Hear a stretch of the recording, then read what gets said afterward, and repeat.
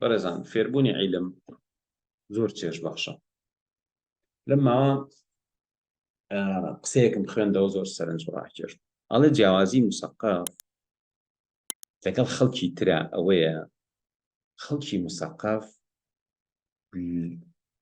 لە سەرووی لەگەڵ ڕێزمان لە سەرووی سێکسەوە چێژێکی تر بۆ خۆی ئەدۆزێتەوە. خەڵکی موسەقف جیاوازیەتی لەگەڵ ئەو خەڵکە ئامە نەخوێنەوارە بێ ئاگایە ئەوەیە ئەوان هەموو ژیانیان بەریان لای خواردن و سێکس.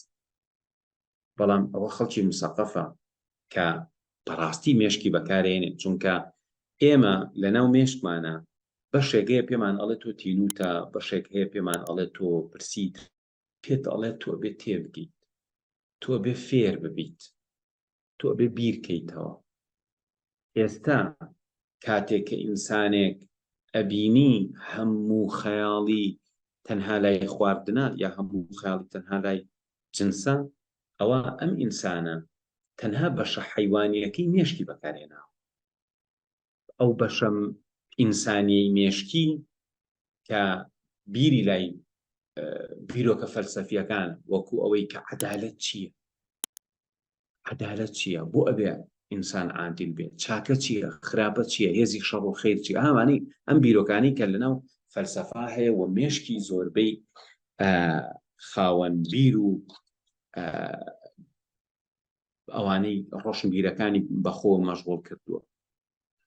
مەسەلەی تێگەشتن لە عیلم، تێگەشتن لە مەعریفە، جایتر تۆ بیرکەرەوە ئینسانێکی کردنی بچکۆلە بیری دایمە مێشکی مەشغوڵی چییە؟ ئەی ئینسانێکە پەری بە عەقڵ و بە مێشکی خۆی یاوە، هاوسەنگە بەڕێزان، هاوسەنگە. خوای گەورە تۆ هینێکی ناوێ، یعنی ڕەحبانیەتەنی ابتەدەعوها ما کەتەبنا عەلەیهم، خۆ ڕەحبانیەتی ناوێت واز لە دنیا بێت، بەڵام تۆ بێ مێشکە بەکاربێنیت. ئەم مێشکە بەشێکی هەیە تەحەکوم بە جیسممان.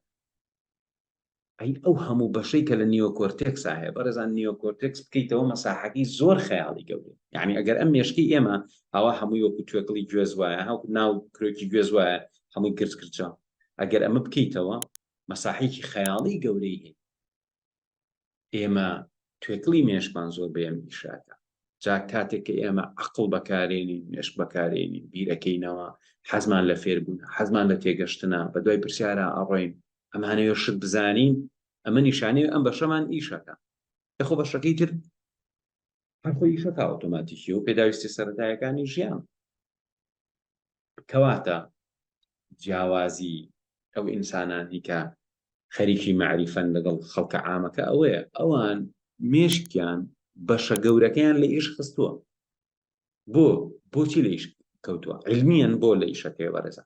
ئەگەر ئێستاکە یەکێک بترسێنێ، بۆ نمونە سادەترین شت سوراحێک ئاو ئێنم و هەڵیەیان بۆت، یان نەخێر شتێکم پێ کڵپەی ئاگر هەڵەیە، تۆ چیەکەی؟ یەکسەر ئاواتی ئەگەر شوشەیەکیش لە بەینمانە باشە، شوشەیەک لە بەینمانە بێ، من یەک سوراحی ئاو بۆ هەڵم ئاوایەگەتی، بۆچی وە؟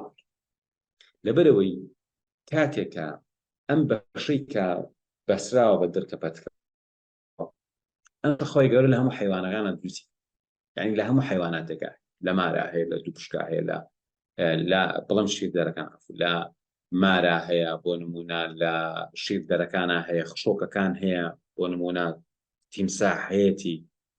بەشێکی هەیە ئەم بەشە هەر کاتێ بکەوێتە بەرمەترسی یەکسەر ئەم بەشە چالاکە. کاتێ ئەم بەشە چالاکە بێت لە ئینسانە کە ئەم بەشە چالاکە بێت، یەکسەر ئیشی نیۆکۆرتێکس واتە لای ڕاست و لای چەپی ئیشەکانیان ئەوەستێن. ئەزان بۆ لەبەرەوەی من ئەگەر کەسێک بوویاتە بەر دەستڕێژی تەقەت لێ بکە، تۆ چیەکی؟ تۆ عەقڵ بەکار نایێنی، خۆتەی بە ئەرزار ڕائەکەی یا لە شوێنی خۆت وشکەوی. بۆ؟ چونکە عەقڵت ئیش ناکە. بۆچی بێ عەقڵ ئیش ناکات؟ چونکە ئەگەر عەقڵ ئیشکا بیرکەیتەوە ئەمریت. ئێستا تۆ جانەوەرێک تەقەی لێ بکە، عەقڵی بەکار نایێن، یەکسەر ڕاکە، جاریار ئەسڵ ڕاکە بەرەو شوانەکەش بەرەو شوانەکە نەعەف بەرەو ڕاوچێکە.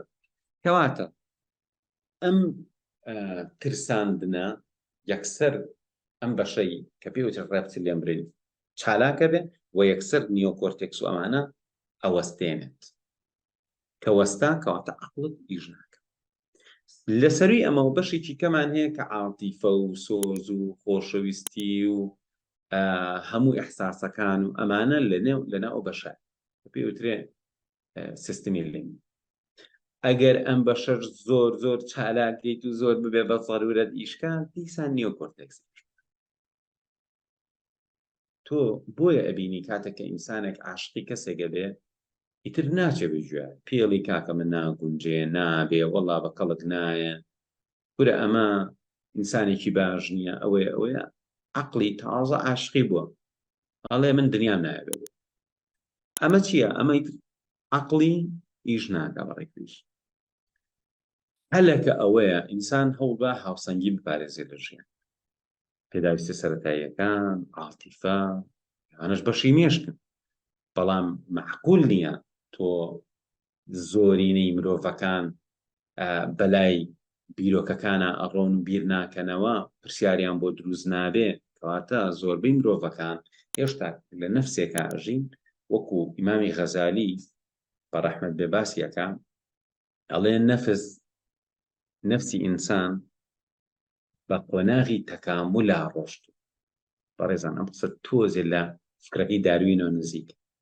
ئەڵێ ئێمە نەفسێکمان هەیە کە نەفسی نەباتیە ئەمە هاوبەشین لە نێوان هەموو ڕۆکەکانە وەلناو هەموو زیندەوارەکانە کە ڕۆک تا ئێرە هاتووە لەبەر دەرچوو حەیوانە باشە جەمادی نەباتی اینجا ئەڵێ نەفسی ئینسانی لەگەڵ نەفسی حەیوانی جیاوازە وانە ئەمە بیرکردنەوەی ئیمامی غەزالیە.